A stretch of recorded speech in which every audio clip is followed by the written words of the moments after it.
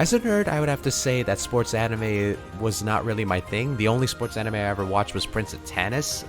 I guess that was the only sports anime I was into.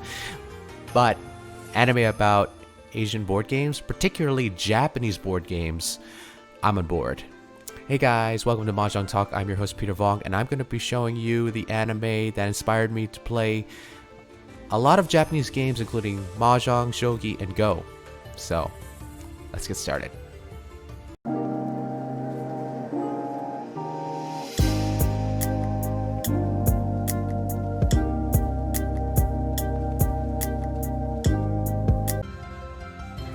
Alright guys, now we're going into the gold room. Since if you guys haven't seen last episode, I got promoted to expert, but I'm probably gonna end up getting dropped from it because the gold room has been pretty hard lately. I haven't been on a losing streak, but it's been fluctuating. Sometimes I win second place, sometimes I go to last place, you know, that sort of thing. So, but enough about that. Now, I'm going to introduce you to some of the animes that inspired me to get into games like this. Let's start with Mahjong, because obviously this is Mahjong Talk. We gotta actually sponsor the game. We actually gotta sponsor the game. Hopefully I can get a match in here. That way we don't be waiting too long. There we go. So the first one that I would have to recommend for people to get into Mahjong is Saki. So Saki is about a bunch of middle school girls that basically start playing Mahjong for their Mahjong club, and they get into tournaments, and basically it's just them playing Mahjong. What I love about Saki is that it's the most modern one out of the list, but it was released in 2009. So the animation is pretty clean. It's still, like, you can tell there's some parts where you actually see it's like computer generated, but at the same time, I really like the anime because it really gets you into the fun part of Mahjong, because it teaches you Mahjong with good visuals. It shows you, like, you know, the characters' thought patterns and how to make a hand, and then they also show you the types of hands that are in the game. So the more you watch Saki, you can watch it on Crunchyroll, by the way. Not sponsored, by the way, but if you have Crunchyroll, check it out. And what I love about Saki is that it really gets you into Japanese Mahjong, but in a fun way. So it allows you to learn the hands. It allows you to learn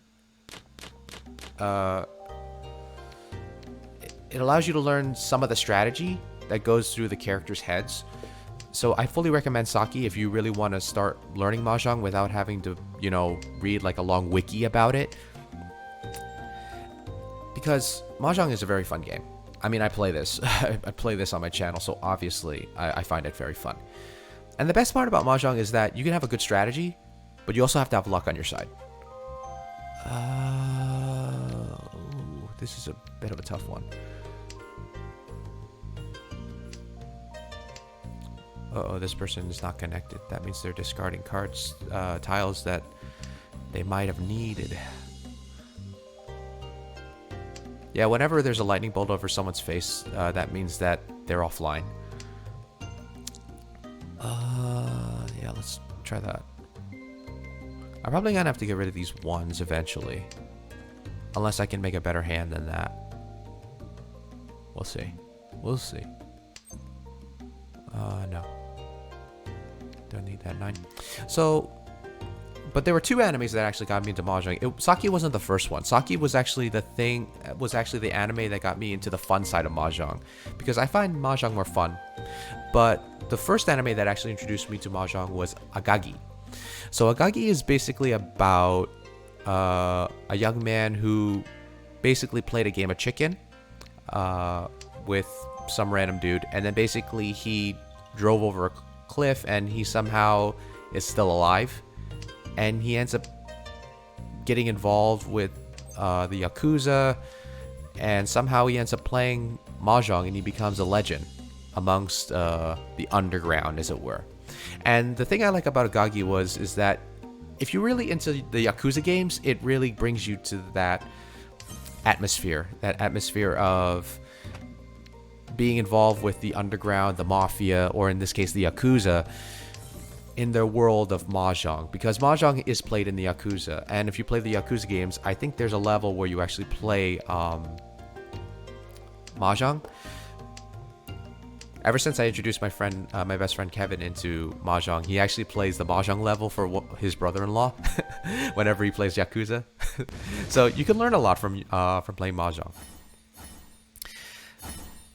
Also, I didn't mention this in the beginning, but I think the reason why people don't play these games that I mentioned, Mahjong, Shogi, Go, is because there's a big learning curve.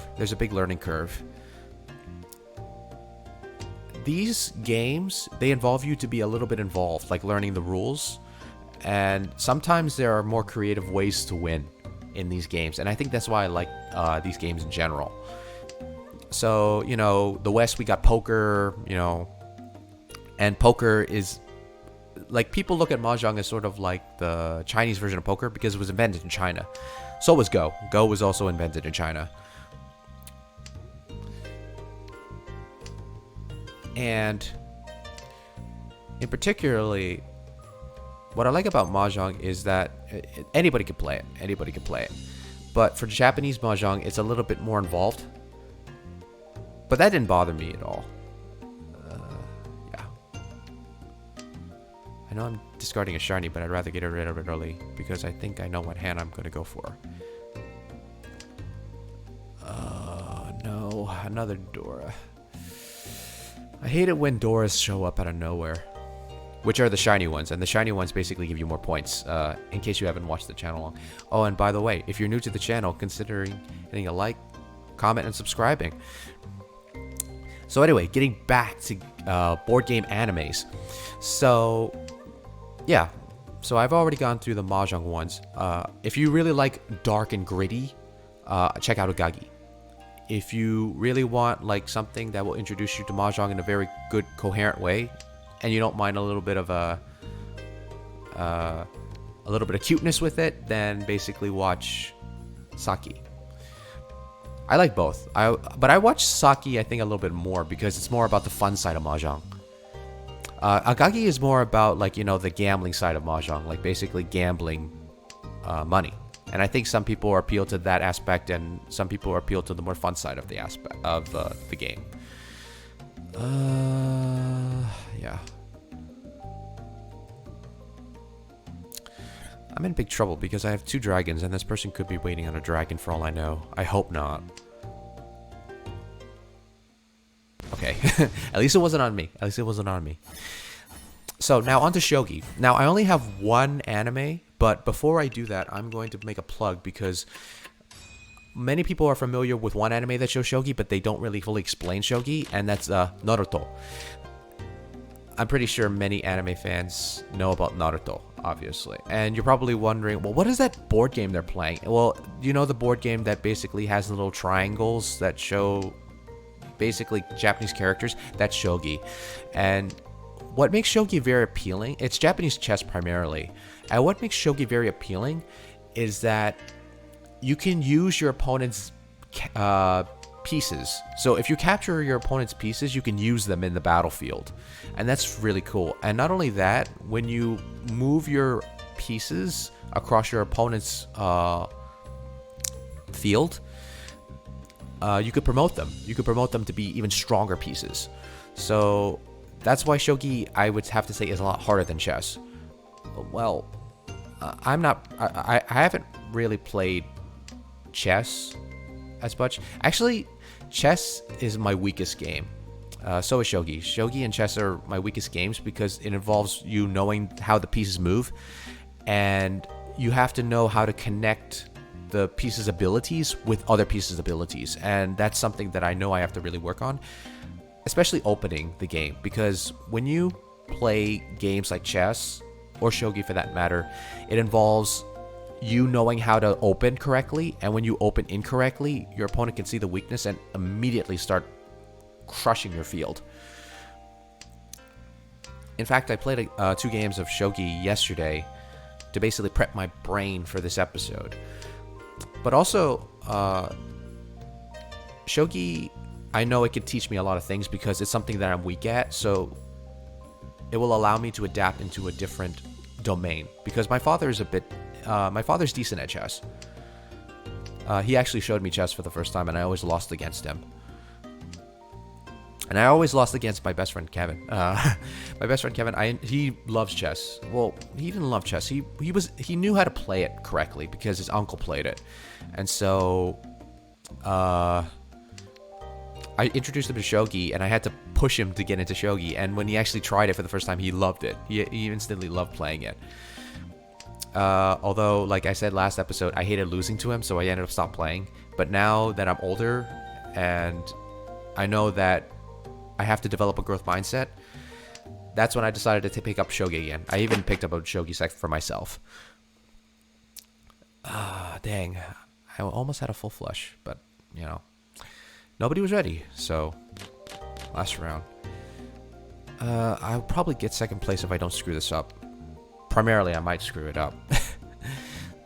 So the anime about shogi. The anime about shogi that I want to plug is called Shion no O. Now, me and my best friend Kevin, we talk about all the time, why is this anime so still underrated? Like, not many people know about it. And I decided to take a little rewatch of it. And I can tell the reason why it hasn't been mainstream in like, say, like the anime circles, like, say it's not as big as Naruto or Hikaru no Go, which I will talk about later. Hikaru no Go, is because the animation is a little bit wonky. It's a little bit wonky because you can tell it was made by a lower production company. That's not a fault to the company, by the way, because, like, I'm grateful that a company actually decided to pick up the manga, the original manga, and decided to make it an anime. Getting back to that, I can see why it wouldn't be as big because the animation is a little bit funky. The shogi scenes when they play shogi is great. They animated those scenes very powerfully. I really love those. The problem is that when it comes to regular movements like walking and, you know, characters doing like certain movements, it looks a little bit weird. So if you're turned off by not bad animation, but kind of like weird animation, I guess you can, like, probably not watch it. But at the same time, I recommend watching it because it has a really good story. And if you really want to learn shogi, it's a really good way to learn shogi. So what Shion no O is about is basically about a young shogi player, a little girl, who basically witnessed her parents get murdered. And the point, she becomes a shogi pro in order to find the person that murdered her parents. So the story is really good. And the shogi matches I really love. Do you have to learn shogi to watch it?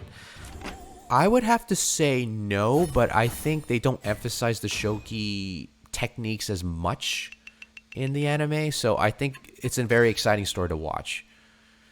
Okay, so the game ends. Okay, I'm in second place. That's not bad. Not bad at all. Yeah, I'm pretty low here. Being expert. Ooh, I forgot the chess prizes.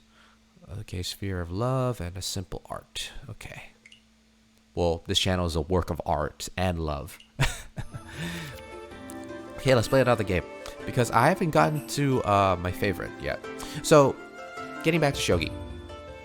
If you really like mystery, if you really like the intensity of a match, and you really like chess,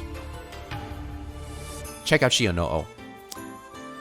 That is if you're into shogi. And plus, you'll be learning the game that they play in Naruto. Who doesn't want to be a ninja playing Japanese chess?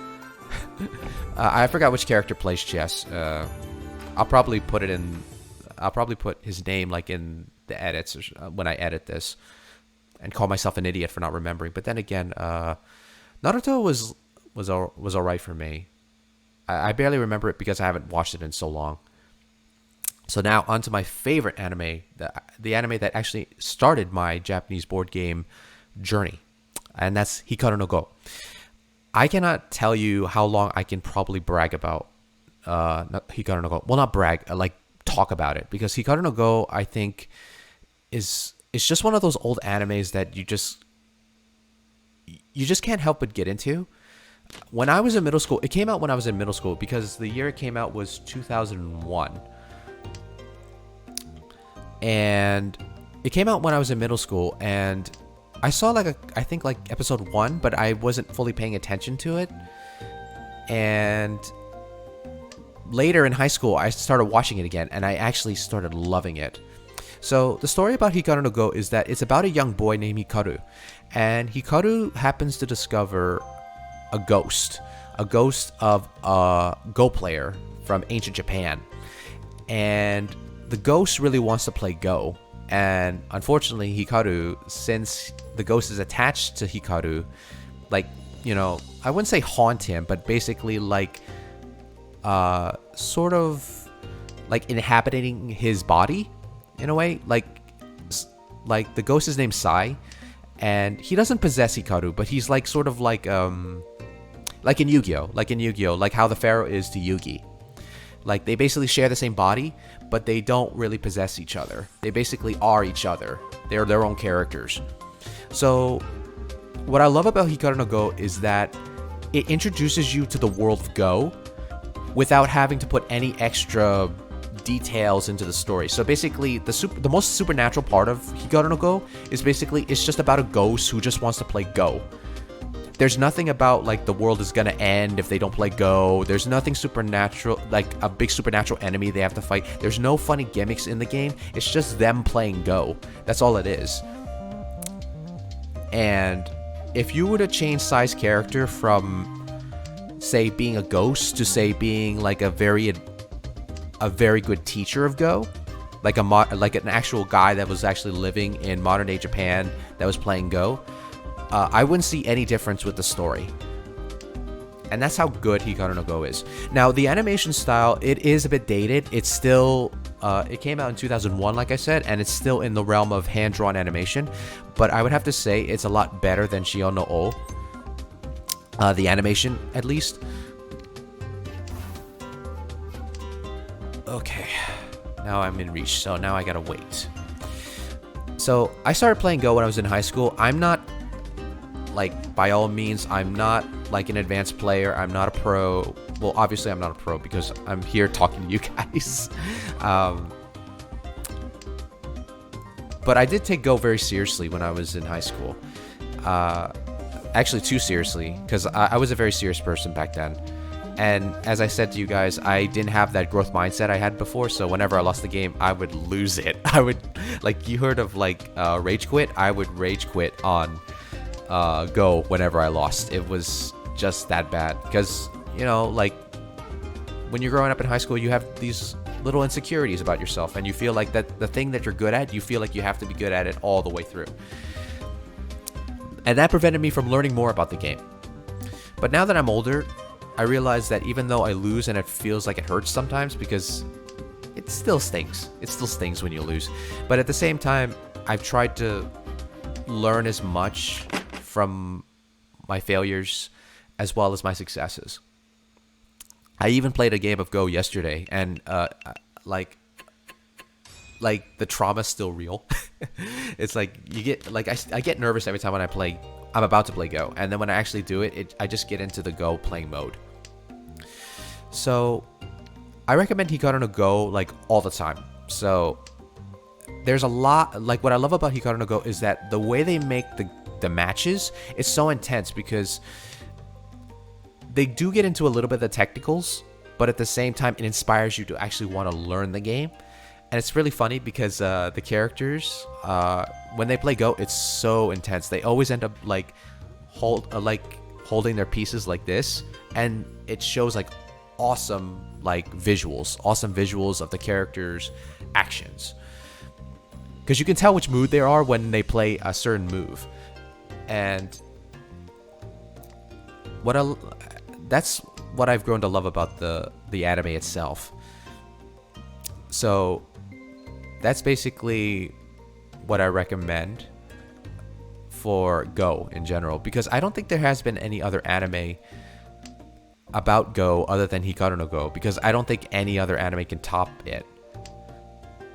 And because of Hikaru no Go, I began to learn more about the world of Go, such as what does it take to be a professional, what type of life do they live, and what struggles they have to deal with. Because in order to be a Go professional or a shogi professional, you have to enroll in a school before the age of 18. And when you're 18, you cannot learn Go from those institutes anymore. But for the pro exam, you have to do it before you're you have to do it while you're 30. 30 is the last age to actually be a Go pro or a shogi pro. I don't know that much about the Shogi Institute, but for the Go Institute, I think you can only go up to the age of 30. And today's my last day of being 30. So tomorrow I'm gonna be 31, so I can't be a Go pro. But then again, during the pandemic, nobody can travel, and I don't have my passport, so yep, I won't be a Go pro, but I can still play Go online. You know, that's what's most important. In fact, I don't have the skills to be a pro. Absolutely not, because they're like in karate, there's ranks. In shogi and Go, there are ranks. So basically, you know, like white belt. I don't know the other colors besides black belt. Like when you go up the belts in karate, there's also ranks within Go and shogi. Shogi, I don't remember how many ranks there are. I think there's 12 plus 9, so I believe 12 plus 9. Now I gotta do simple math. That would be around 21 ranks, right? Just make that 11. Carry the one. Yeah, that's 21 ranks. But Go, it's much more. Go, you have 30 ranks plus 9, so around 39 ranks. But that's not including the pro ranks, which are also 9 ranks. So for shogi, if you have 21 ranks plus 9, then you have sorry, I'm also trying to concentrate on the game as well, so I don't mean to turn off my line of thought, but you know, I want to see if I can win this game. Try that. So where was I? Oh yeah, so basically, yeah, 21 ranks in shogi plus 9. That would obviously make that would make it 30. Ugh. Even though I'm Asian, I hate doing arithmetic. Arithmetic is my worst math subject. I mean, if you guys have been watching me for a while, you guys know I like to talk about like how I'm trying to learn math again. But I mostly like math for its visuals. But that's getting besides the point. Go, so basically Go has 9 more ranks, so if it's 39 plus 9, that's around like 48 ranks in Go. When I was playing in high school, I was around like 12Q? Yeah, like 12Q. And 12Q is basically just a fancy way of saying I would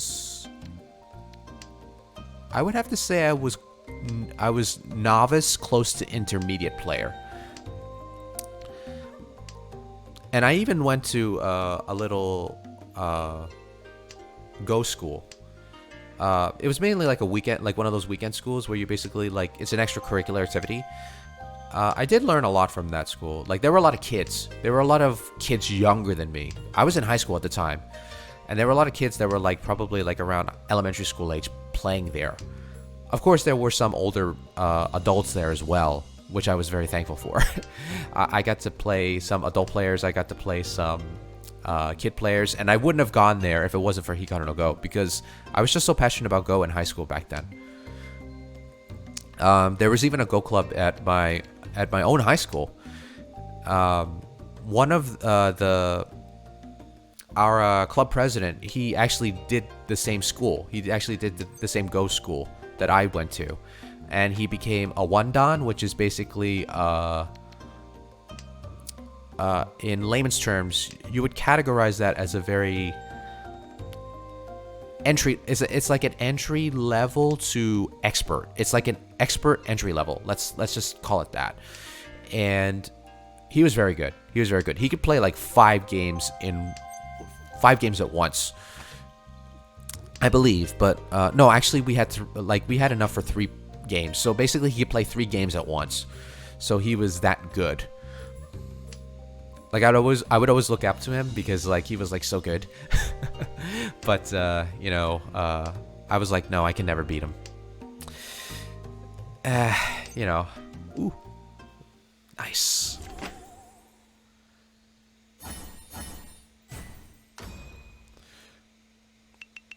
So yeah, so basically, what did I learn from playing these games?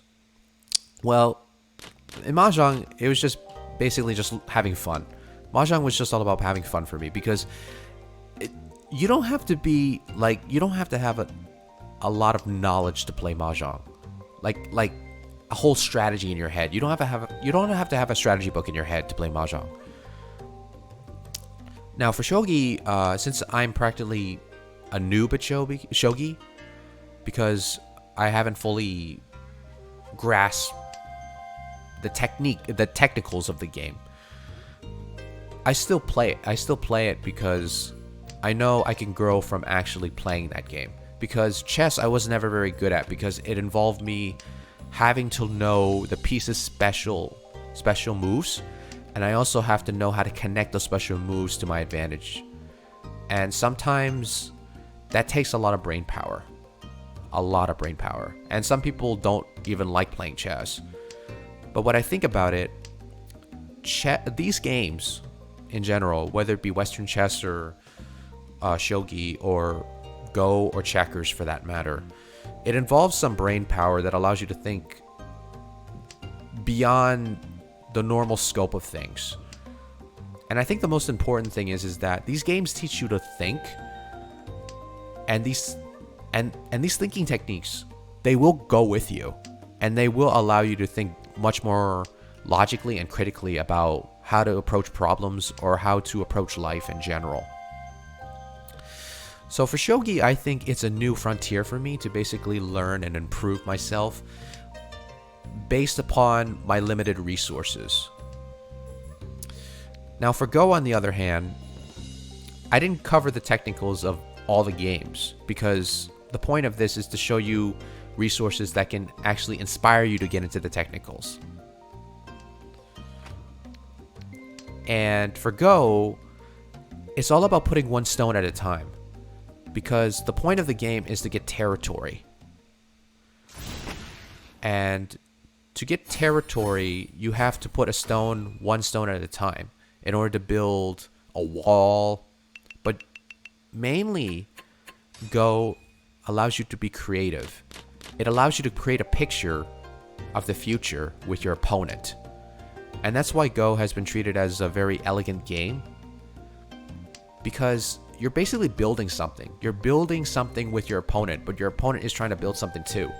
And it's your job, well, the point of the game is basically you to figure out what picture they're trying to build, and then try to build a picture that allows you to get ahead by just a little bit. Just a little bit. Because Go is not about just getting more territory than it is about getting more territory than your opponent. But the best games are usually when the games are extremely close, like extremely close. Because in Go, you can get a half a point more than your opponent.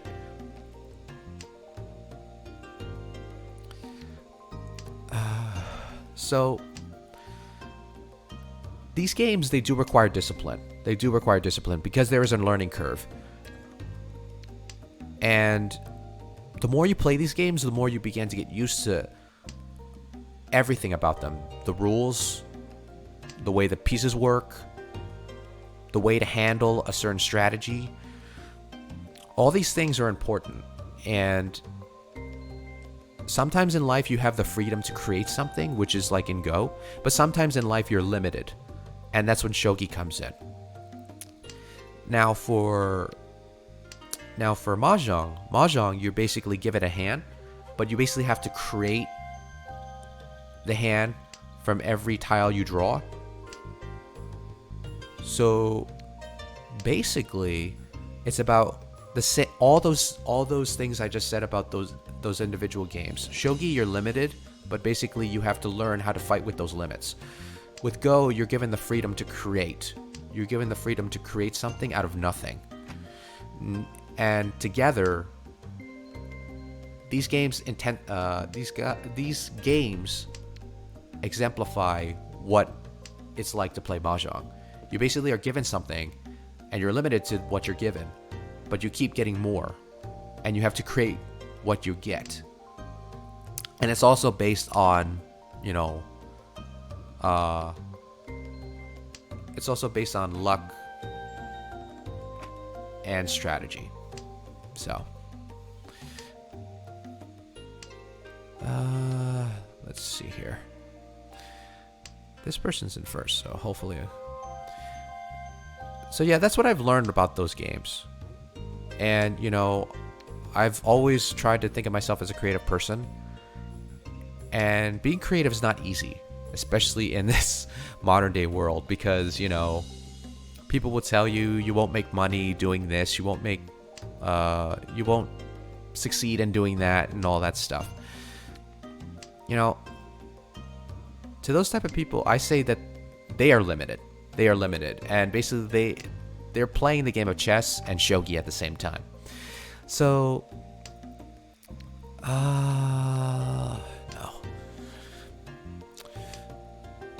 So the thing is, in life, we always think of life as sort of like the game of shogi. We're basically trying to play what we're limited to have. But the best mindset, I think, from what I've heard from many entrepreneurs as well as, YouTubers that have been doing this for a long time, like, doing YouTube, being creative and creating content for their audience, like I'm creating content for you guys, is basically just being able to take the risk, being able to tell your mind that you're not limited to what you have. You're only limited to what you're thinking. And that's why I like Go, because Go, even though the stones are there and the stones basically tell you a story, the stones are there to basically help you create hence the pun, stepping stone for what's to come next. And, it's up to you to find that next stepping stone, or in this case, the next move. For shogi, everyone is basically given resources, and they feel like they have to constantly take from everybody else to basically get those resources. But you can also look at shogi as sort of a symbolism for learning, because you take one piece from your opponent and you basically try to learn exactly how that piece works and how you can better use that piece in your own life. Because when you set up shogi, even though there's a limited amount of moves, I do not think there is one shogi game that is similar to another one. Like, you won't find a shogi game that looks like the same as another one. The same thing with Go. Go, there's an unlimited amount of possibilities you can build with Go. In fact, I don't think any of these games will have the absolute same result as another game. In other words, games cannot be duplicated. And that's really cool. That's really cool. You're playing a game and, I'm playing Mahjong right now. And even... I heard that basically, if you play poker, in a deck of 52 cards, every single game of poker is completely different compared to every other game. At least I believe it was poker. I don't remember. But, out of 52 cards, you cannot have an outcome that's repeatable. Like a game process that's completely repeatable. Because in Mahjong, there's literally, I don't remember the exact number, like 100-something tiles. I think it was was it? Let's see, there's 4, I don't want to go into the mental math right now, because you guys didn't come here for math. You guys came here to hear me speak about anime, as well as talk about the techniques of the game. And, if it wasn't for Mahjong, I wouldn't be making this channel. And obviously, I want to build this channel so that, I get to meet you guys, and when I meet you guys, we can basically chat on the Discord and basically set up games, and soon you guys will be involved with the videos too. And what I love about it is that, we can basically talk on Discord, and we can basically play a game while we're talking about things that either ail us or inspire us, or just the latest anime that we're just into. And even if you guys are not into anime and you want to learn more about Mahjong, I'm willing to like basically go into the teach by teach on what I know about the game. I mean, even though I have limited knowledge about the game, I'm still learning from the game. Like now I'm actually trying to learn the techniques, like how to read opponent's hands, look at the discard pile, like how much do I need for this and that, you know, that sort of thing. Let's see here. Wow, we've been in East 2 for a long time. Wow, this is like 3 times.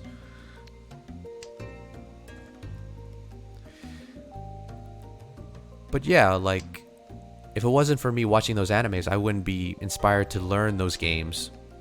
And we wouldn't have this channel if it wasn't for me watching anime about Mahjong. So the reason why I show you guys, I told you guys about these animes is because, you know, if you're like me and you're very influenced, and dang, there's no 3s left. This is gonna be a problem. I have to get 3 of a kind of these. Ooh, that is perfect timing. Only 1-4 left. Dang. Someone's probably already using it.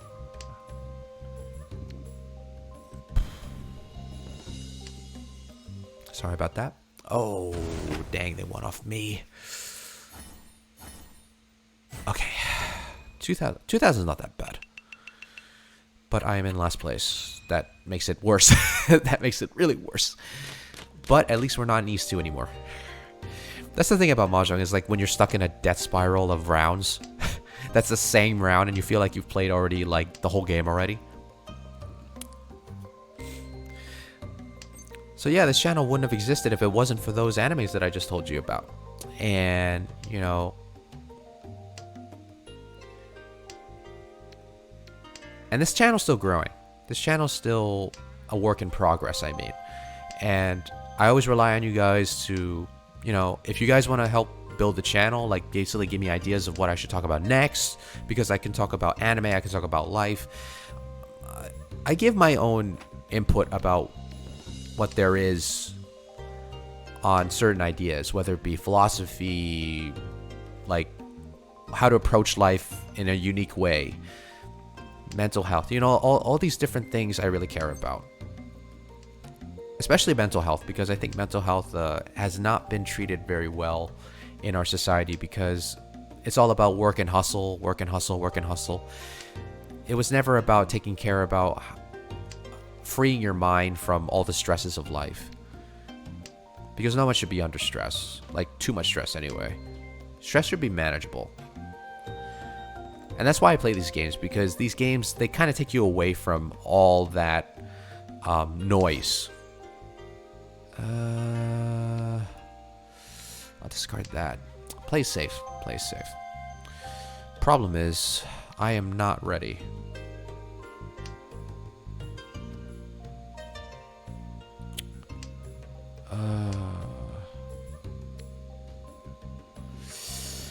I'm gonna have to do this for now.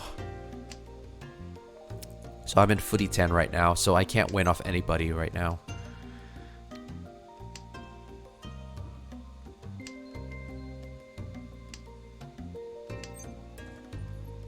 Yeah, I could have... Oh. Well, I can only win by drawings, and I just draw. Nice. But not too much. Well, at least I'm in 3rd place. That's an improvement. Let's discard this south. So yeah, yeah, these games basically take you away from the noise, because noise of life, because life is just too noisy. Like, people always have to get things done. They like, I mean, things that they probably they don't really care about as much, and I don't blame them. because, like, society has to move. And, sometimes most of the time, people work jobs that they don't like, and they're like, why do I have to deal with this? Why do I have to do this? And sometimes people rely on these games as an escape. And their life gets better because they just happen to love a game so much. And then they become pro. That's the typical American rags to riches story. And the way I think about it, I guess I was not into sports because it just felt like it was more repetitive for me, because I know every individual player is different, and every individual player has their own unique way of winning a game for their team. At the same time, I think the reason why I didn't become so enthusiastic about sports is because it just felt like it was so repetitive for me. Just like, getting with your buds, like sitting in front of the television and watching, people dribble a ball, or people like throwing a football across the stadium and all that stuff. I guess that just didn't really interest me as much. If that interests you, I'm not saying, like, oh my god, you're into sports, what's wrong with you? I'm not saying that. I'm not waving my hand up in the air for your love for sports, because I actually envy people that love sports. Because they can enjoy it, and I can't enjoy it. And that's also another thing. Like, when you look at these games, like, you're probably wondering, why are people into chess? Why are people into, like, Mahjong? Why are people into shogi? Like, why are they into this game that I just don't understand? And that's because they found something that is worth loving about the game. And that also is about life too, because you have to find that one piece that makes you love life. And for me, what I love is that I love that there's different types of people, and different types of people have different perspectives. And those different perspectives can either free you or they can constrain you. Because life is uncertain. And the reason why I share these animes with you guys is because, well, I know I've said this so many times. I gotta learn to stop repeating myself. The reason why I share everything with you guys, what I know, how I perceive things, is because we're all different people, and we all have different perspectives, different things to share. And sometimes your truth can inspire me to learn a new truth. And maybe the truth that I can share will enlighten you to something more broader that you probably thought was beyond your reach. It's like when a person learns investing for the first time. They never thought they would make a lot of money, and then suddenly they start putting a little bit of money like this, like into the stock market or in crypto or in real estate, and suddenly they realize they gain a lot of money over the course of 10 years.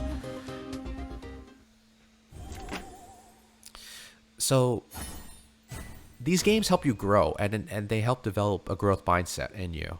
It's the same thing with anything in life. You have to develop a growth mindset, and you have to develop a way to view life, not as a way of you trying to not as a way of you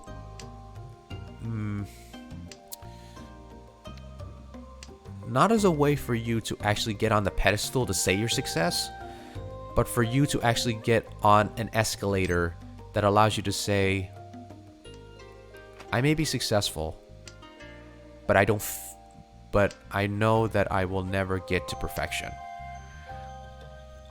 Because what it's all about is never perfection. It's all about just doing what you can to help boost the game, or boost yourself in life, or boost anyone's perspective on life. Because at the end of the day, we don't want to play, whether it be, we don't want to play life as if we're just constantly trying to be number one all the time.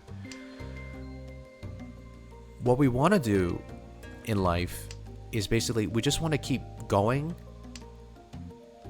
till we know that we're at a point where we can inspire others, but also learn from others at the same time.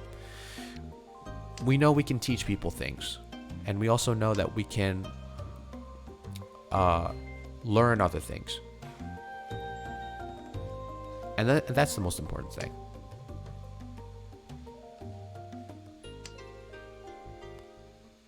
Yes. Okay, there we go. Yeah, I'm only getting little by little. Not too much. At least I'm in second place. Oh, I'm east, so the game continues with me.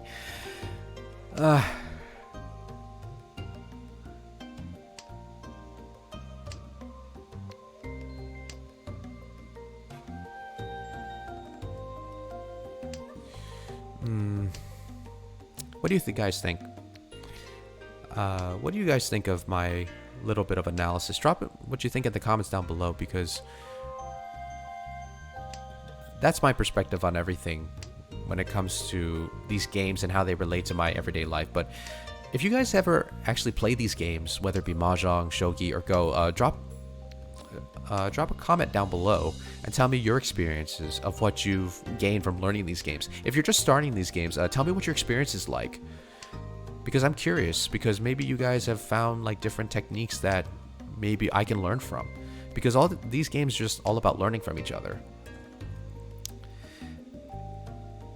And if you guys want, I would actually make a video about how you can actually make a Mahjong Soul account, and basically how to get started playing Mahjong, because in Mahjong sometimes it's a little bit hard to actually get started because it looks very intimidating. Oh boy.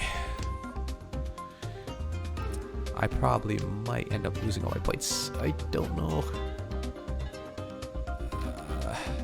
Discard that. Okay, good. Hopefully this person wins off these two, not me. Because I still want to be in second place.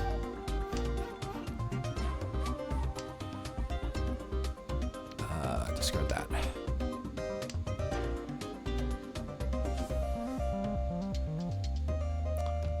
Okay.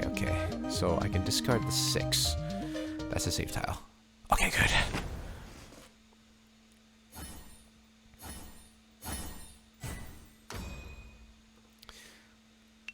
At the end of the day, it doesn't matter whether you win or lose. The point is just to have fun. That's like everything in life. Just have fun and try to find the beauty in life.